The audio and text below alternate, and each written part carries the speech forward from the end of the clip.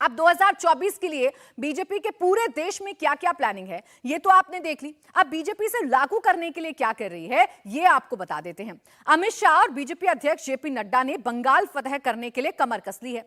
शाह और नड्डा आज कोलकाता में बीजेपी नेताओं के साथ अहम बैठक करने वाले हैं।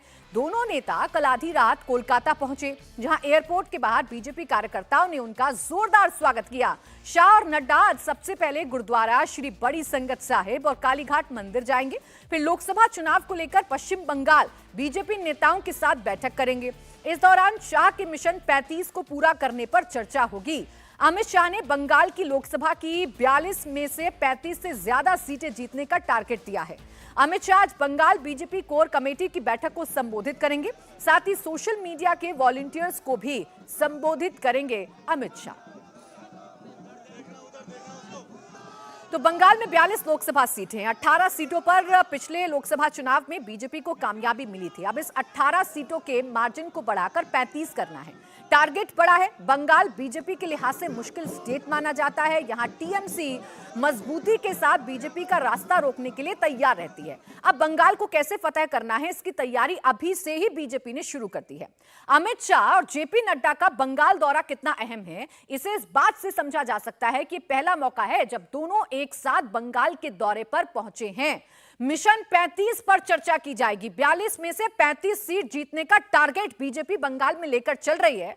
लोकसभा चुनाव की तैयारियां कैसे चल रही हैं, कार्यकर्ताओं को कैसे अप्रोच करना है, ये सुनिश्चित किया जाएगा। पार्टी नेताओं के साथ बैठक की जाएगी।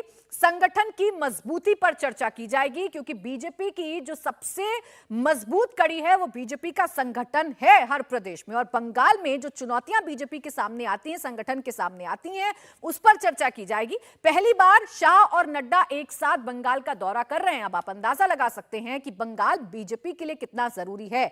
400 प्लस सीटें लेकर आनी है तो बंगाल में अपनी सीटों का ग्राफ बीजेपी को बढ़ाना ही होगा। इसीलिए मिशन 35 का नारा अमित शाह ने बंगाल में दिया है।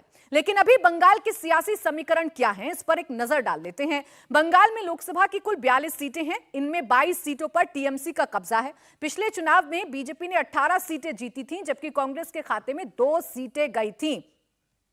तो पिछली बार का लोकसभा चुनाव बंगाल का कैसे हुआ वो आपके सामने है। कुल सीटें 42 हैं। टीएमसी सबसे बड़ी पार्टी बनी, ममता बनर्जी की पार्टी, जिसने 22 सीटें जीती 42 में से, और बीजेपी 18 सीटें निकालने में कामयाब हो पाई।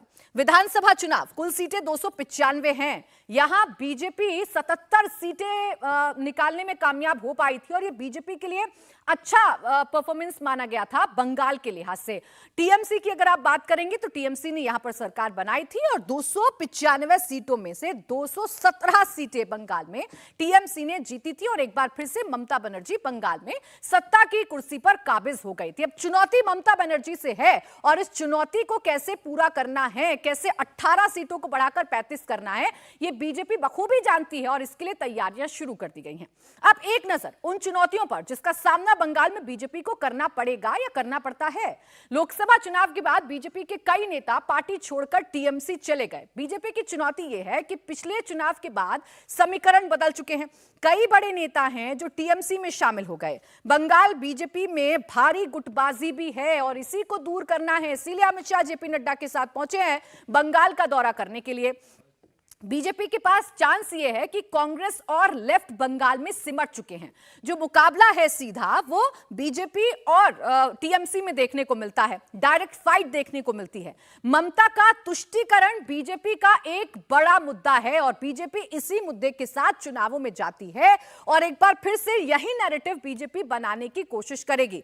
तो बीजेपी के लिए सबसे बड़ा चांस यह है कि बीजेपी यहां चाहेगी कि ट्रायंगुलर फाइट हो जाए। अभी जो इंडिया अलायंस बन रहा है, उस इंडिया अलायंस में जो मुश्किल बंगाल में नजर आ रही है वो ये कि ममता लेफ्ट के साथ जाना चाहती नहीं है, कांग्रेस यानी कि राहुल गांधी लेफ्ट का साथ छोड़ना चाहते नहीं है, और अगर ट्रायंगुलर फाइट हो जाती है बंगाल में तो उसका सीधा फायदा भारतीय जनता पार्टी को पहुंच सकता है।